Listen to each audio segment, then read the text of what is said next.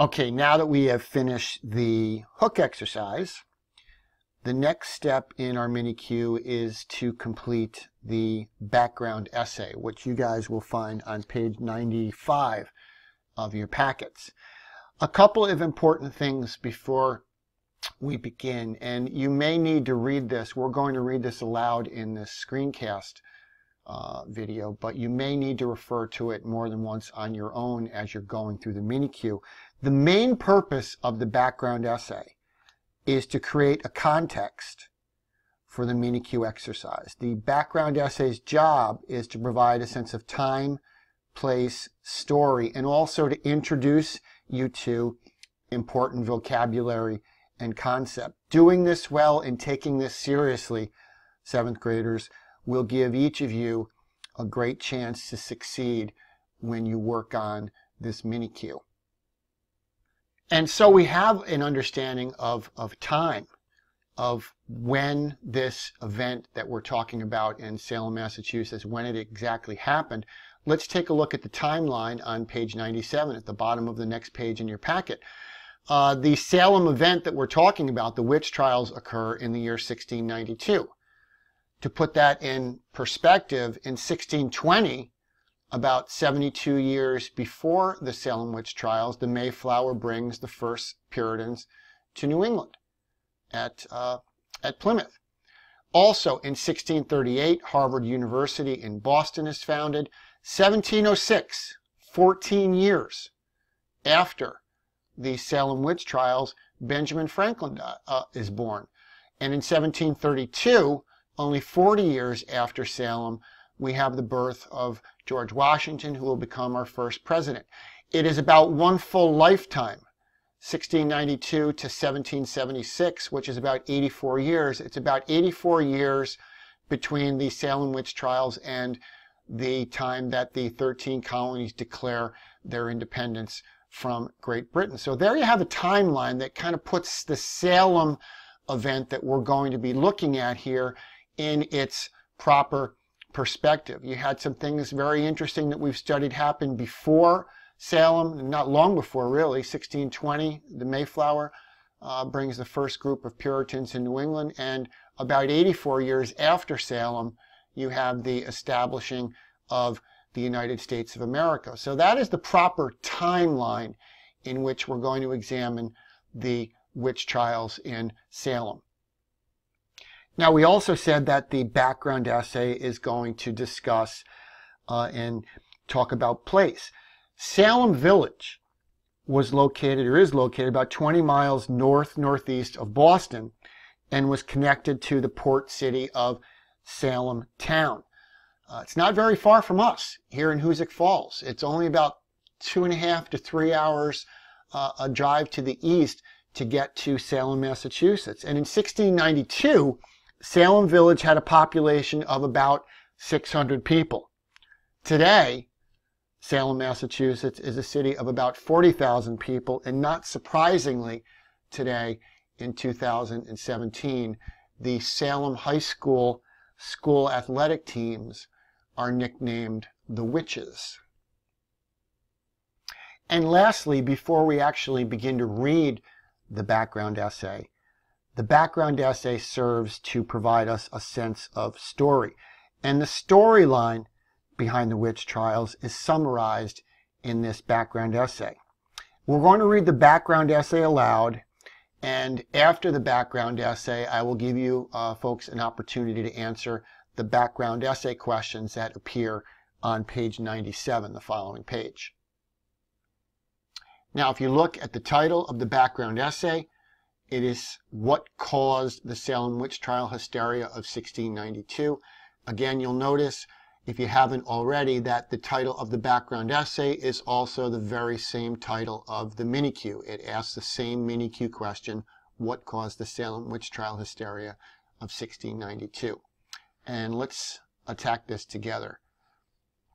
On September 19, 1692, 81-year-old Giles Corey lay beneath several boards piled high with rocks.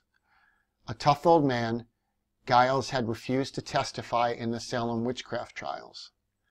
As another stone was added, His last words are believed to have been, "More weight." Something had gone terribly wrong. Why, in the summer months of 1692, was Giles Corey pressed to death?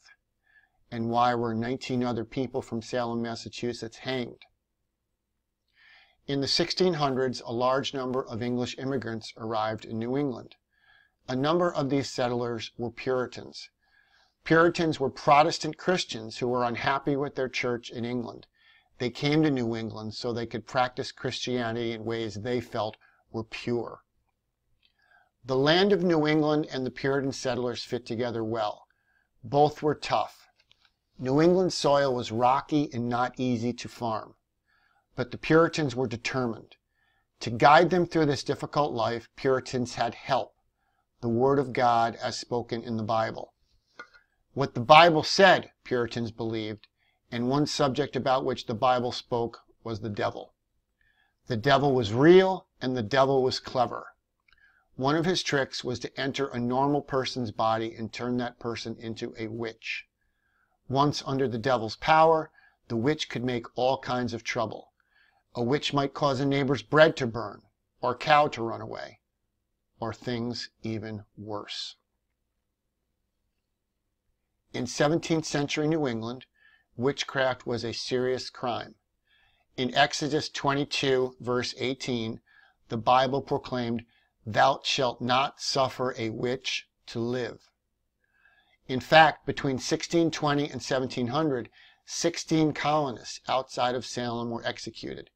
This, however, falls short of telling what happened at Salem.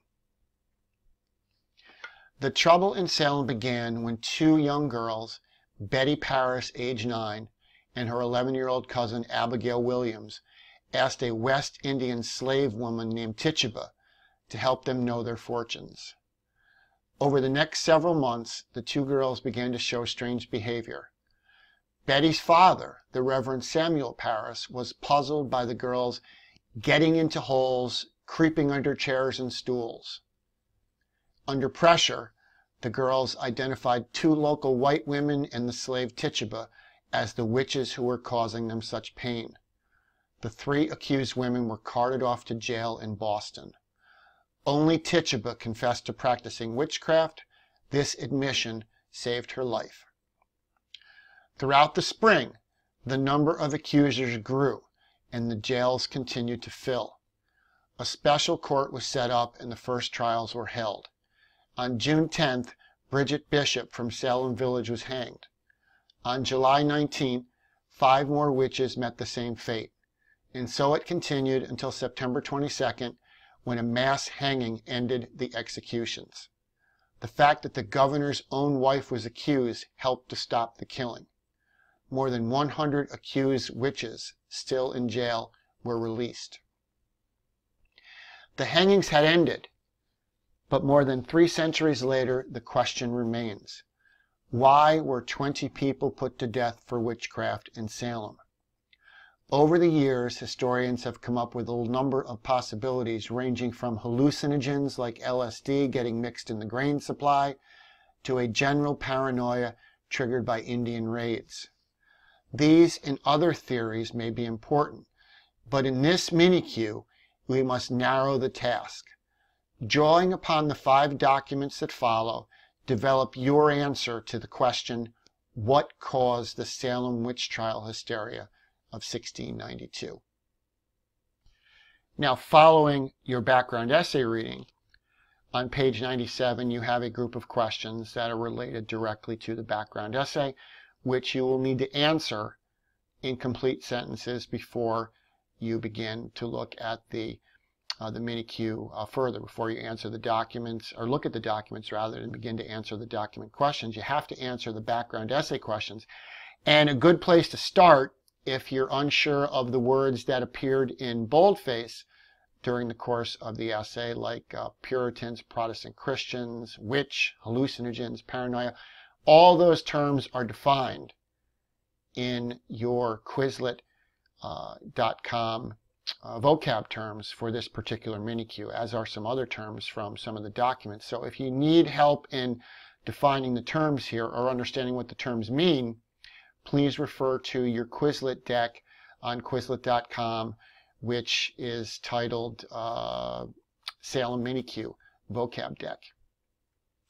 And once you've reviewed your study deck on Quizlet and you've familiarized yourself with the words in boldface, you can begin answering the background essay questions. The first question asks, in what year did the Salem witch trials begin and end? Remember, the first place to answer questions regarding the background essay, and also the first place to look to answer questions when you're answering questions following any of the documents, is where? It is in the document or in the reading. So in what year did the Salem witch trials begin and end? How seriously, question 2, did the Puritans take the written word of the Bible? Again, refer directly to the background essay to answer that question. Question 3, interesting question. What is the meaning of the biblical passage in the book of Exodus that says, "Thou shalt not suffer a witch to live"? Try to use your context clues. Find that in the background essay and use your context clues to determine in your own words what is the meaning of that particular quote from the Bible. Question 4, according to Puritan belief, what is the connection between the devil and a witch? Question 5 asks, how did the slave woman Tituba avoid being hanged, okay, or hung? Question on that. Actually, this should be hanged, okay? Drapes are hung, people are hanged. So how did the slave Tituba avoid being hanged, okay? And that can be answered directly by reading the background essay. Question 6, what was the main reason that the hanging stopped after September 22nd? Again, refer to the background essay. Question 7, there are other possible causes of the witch trial hysteria that will not be covered in the Mini-Q. What are 2 of them? Okay, and you're going to refer directly to the background essay to answer those questions, or question 7. What are those 2? In question 8, you can answer these by referring to your deck on Quizlet.com on the Salem Witchcraft Study Deck to define these terms: Puritans, Protestant Christians, witch, hallucinogens, and paranoia.